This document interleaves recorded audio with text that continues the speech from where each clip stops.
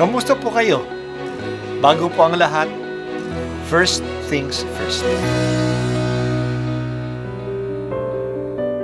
Ang pagbasa mula sa aklat ni Propeta Jeremias.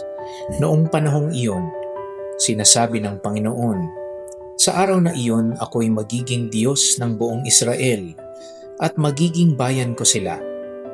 Sinasabi pa ng Panginoon, "Ang mga nakaligtas sa patayan ay kinaawaan ko naman sa ilang. Nang ang Israel ay naghahanap ng kapahingahan, napakita ko sa kanila mula sa malayo. Sa simula pa'y inibig ko na sila at patuloy kong ipinagmamalasakit. Muli kitang itatayo, marilag ng Israel.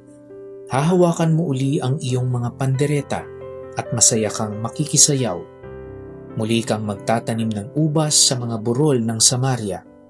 Magtatanim ang mga manananim at magpapasasa sa ibubungan niyon. Pagkat darating ang araw na hihiyaw ang mga bantay mula sa kaburulan ng Ephraim.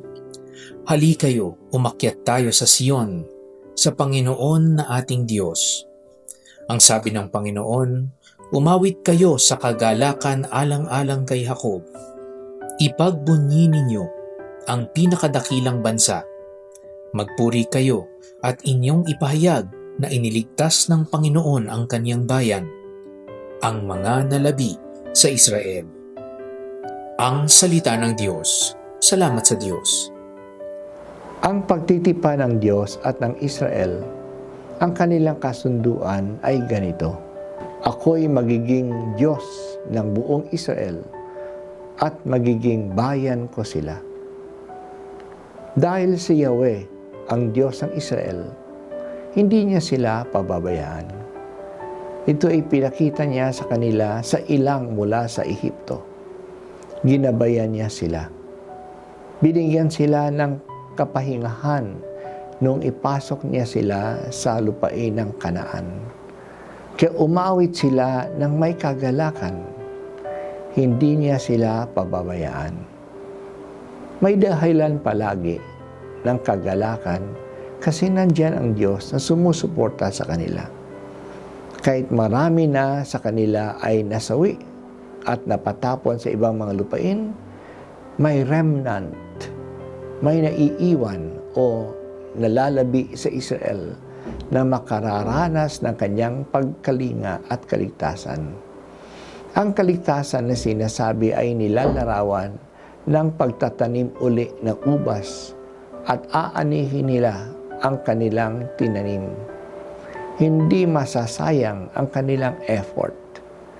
Mararanasan uli nila ang kagalakan ng tag-ani.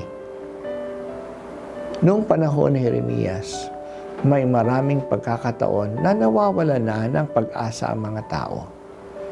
Nararanasan nila ang kasamaan ng kanilang mga magulang at ganun din ang kasamaan nila at ng kanilang mga ninuno.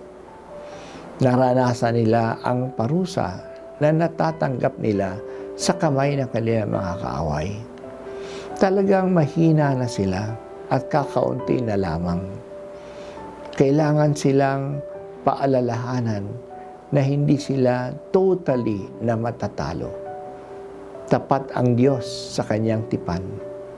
May remnant, may naiiwan na hindi pababayaan ng Diyos. Kaya yung kakaunti na nagsisikap, yung kakaunti na tumatawag sa Diyos, ay huwag dapat ma-discourage. Sila yung remnant na hindi pababayaan ng Diyos. Kailangan natin ang paalaala na ito kasi minsan natutukso tayo na sumunod na lang sa kasamaan o kapabayaan ng majority. Kaunti na lang tayo na nagpapakabuti.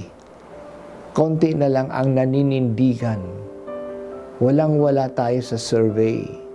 Kaya madaling matukso na sumuko na lang and go with the flow of the tide.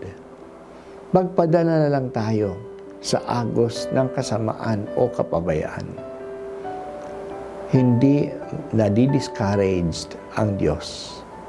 Kahit nakakonti na lang tayo, kaya huwag din tayong ma-discouraged. Panginoon, madalas po kami nabubulagan ng mga surveys.